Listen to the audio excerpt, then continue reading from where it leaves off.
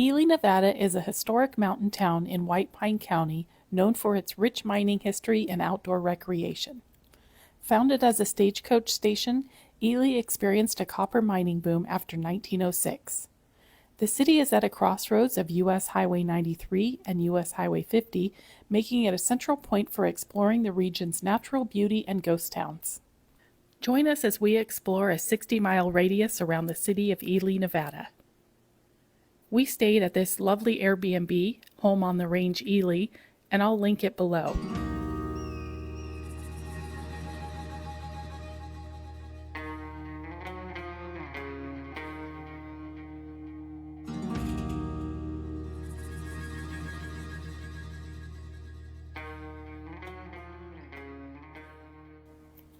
Minerva is a ghost town in eastern Nevada.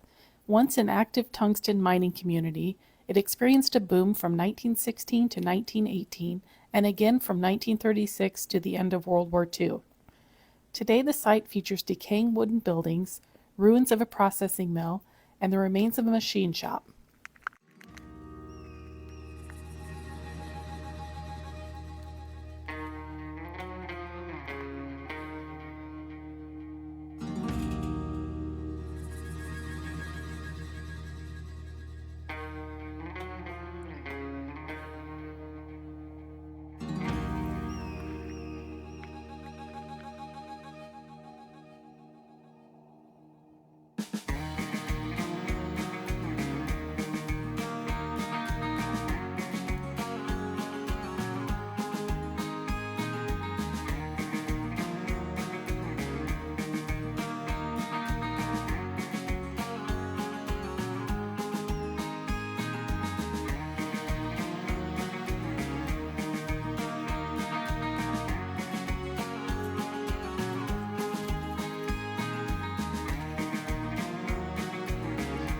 Pretty rough shape.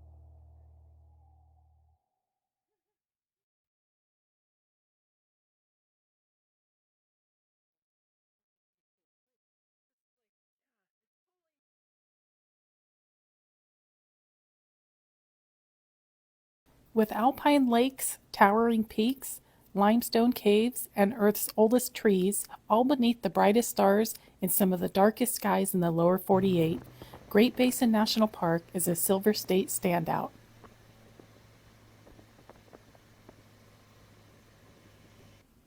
Wheeler Peak Scenic Drive is a Great Basin National Park 12-mile paved road that climbs over 4,000 feet to an elevation of over 10,000 feet. This drive showcases the park's diverse ecosystems and offers panoramic views, access to hiking trails, and a grove of ancient bristlecone pines.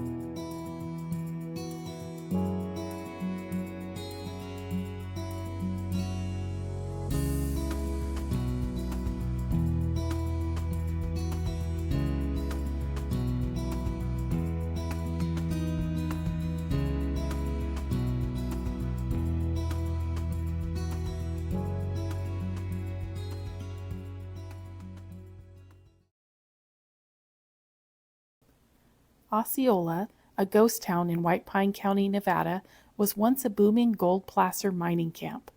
Discovered in 1872, the town's peak population was around 1,500, but it declined after hydraulic mining ceased in 1900 due to water issues. Today, it's known for its remaining cemetery and the Osceola Ditch, which is a popular hiking trail.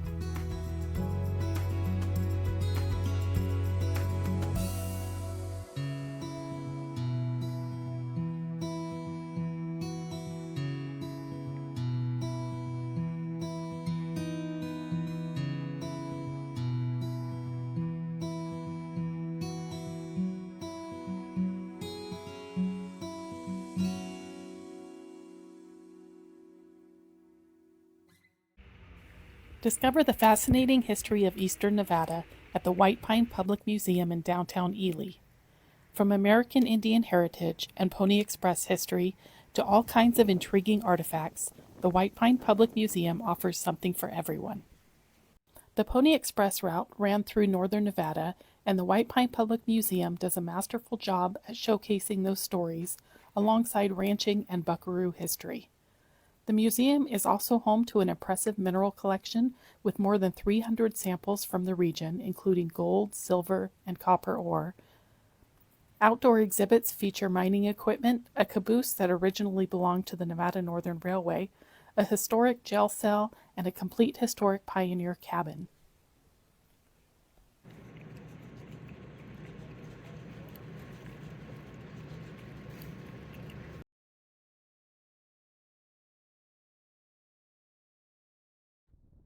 Just outside of Ely is Lane City, Nevada. It began as Mineral City in the late 1860s after silver was discovered by Native Americans. It boomed in the 1870s, reaching a population of 600, but declined until Charles D. Lane bought mining claims in 1896 and renamed it Lane City. The town became a residential community for nearby workers after the mines finally closed around 1911, and today only ruins remain.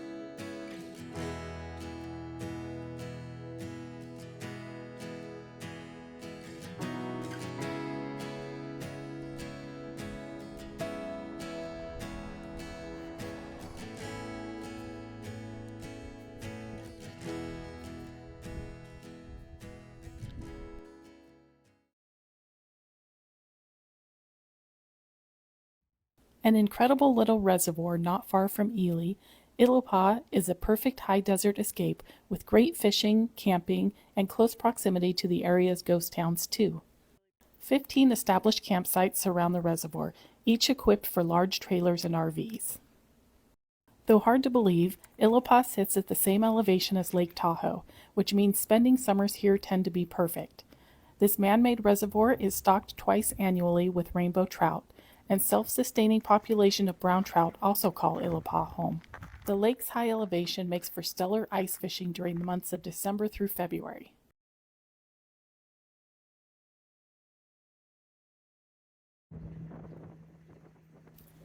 Hamilton, Nevada is an abandoned mining town and ghost town.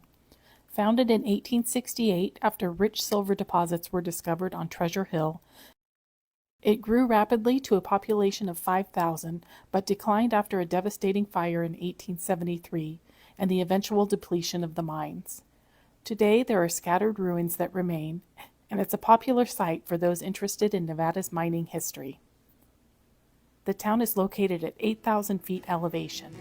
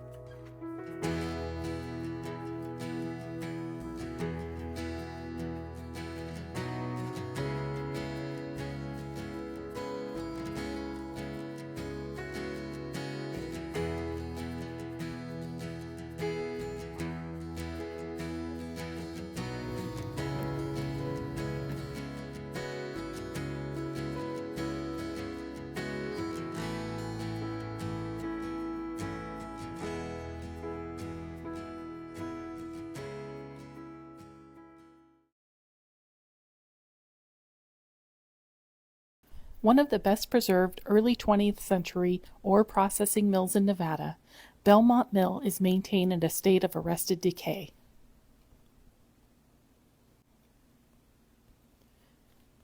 The Tonopah Belmont Development Company built the then state-of-the-art Belmont Mill in 1926 to process lead-silver ores brought down by tramway. Ore processing mills like this are traditionally built on a slope so that the ore can move through the operations by gravity. The mill became the first to operate in the district since 1892, but shut down in January of 1927 due to falling prices and unexpected difficulties in the ore processing. Over the next decades, several attempts were made to reactivate the mine, but they were mostly unsuccessful, with the exception of production during World War II. By the mid-1960s, the operation was abandoned. The U.S. Forest Service acquired the property in the early 2000s and began managing it as a historic site.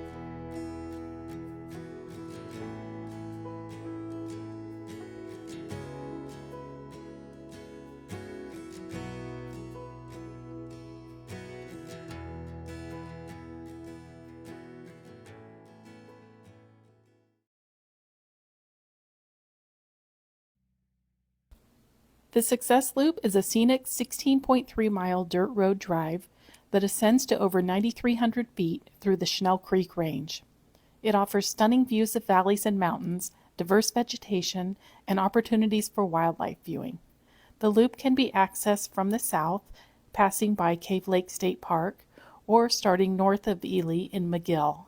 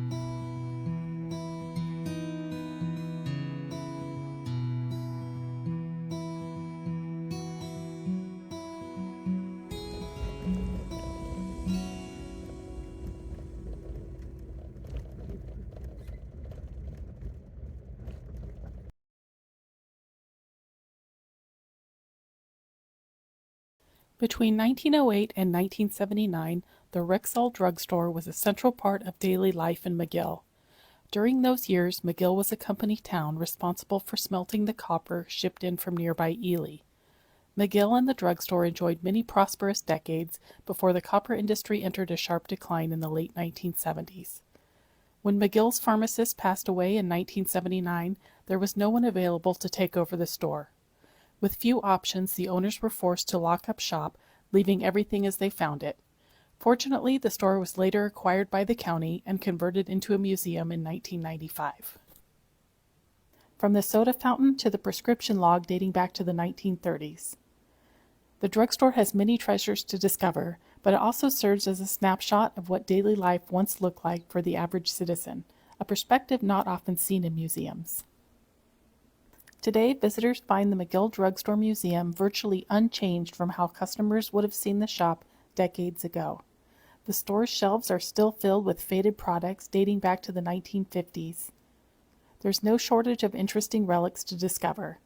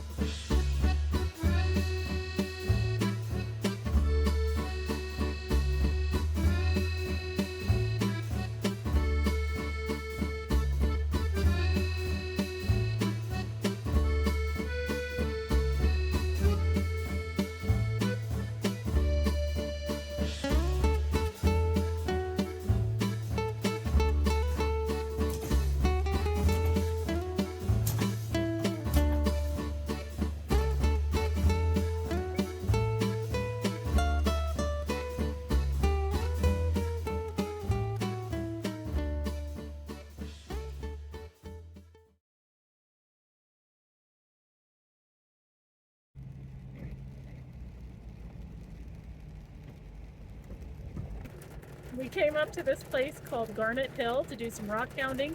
And it's supposed to be good to do this after a rain, so it rained really hard earlier this afternoon. We thought it'd be perfect timing, but it's really raining up here and there's hail, so we're kind of waiting out the storm. Garnet Hill is a popular recreation area known for its abundance of garnets found in volcanic rock. Located about 10 miles northwest of Ely, it was once an active volcanic site and is now a designated spot for rock hounding, offering picnic facilities and scenic views of the Robinson Mining District.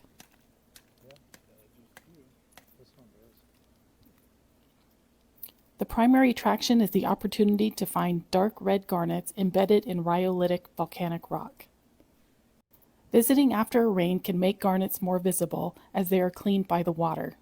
Breaking open the volcanic rock can reveal more garnets.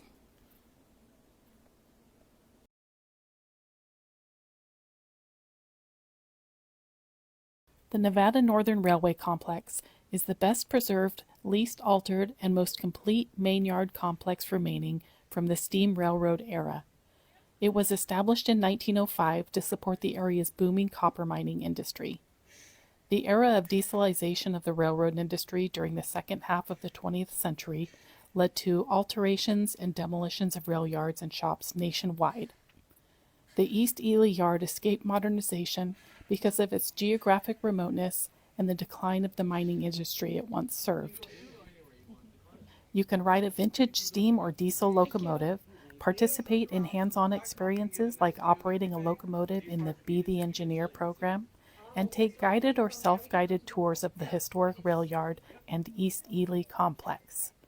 The museum also hosts special themed rides and events and offers private tours and excursions.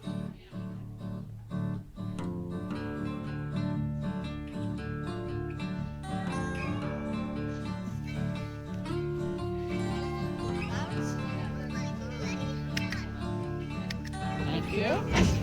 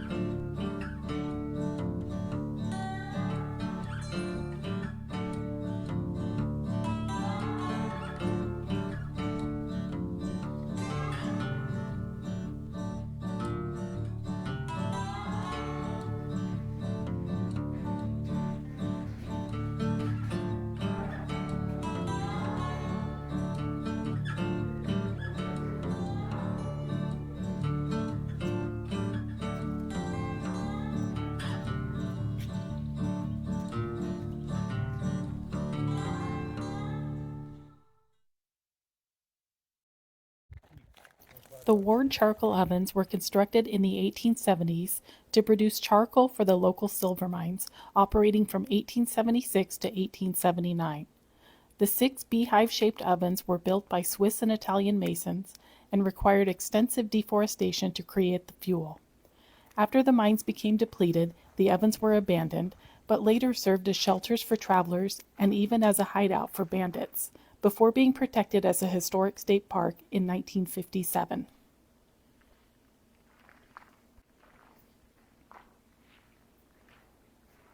Filling one oven required cutting down all the trees on approximately 5 to 6 acres of land. Wood was loaded into the ovens, ignited, and then sealed with iron doors and mortar. The entire process of loading, burning, and unloading the ovens took about 13 days, producing over 1,000 bushels of charcoal per cycle. I hope you've enjoyed this little glimpse in all there is to do around Ely, Nevada. We have found so much joy exploring this area, and hope you get the chance to as well. Thanks for watching. We'll see you next time somewhere out west.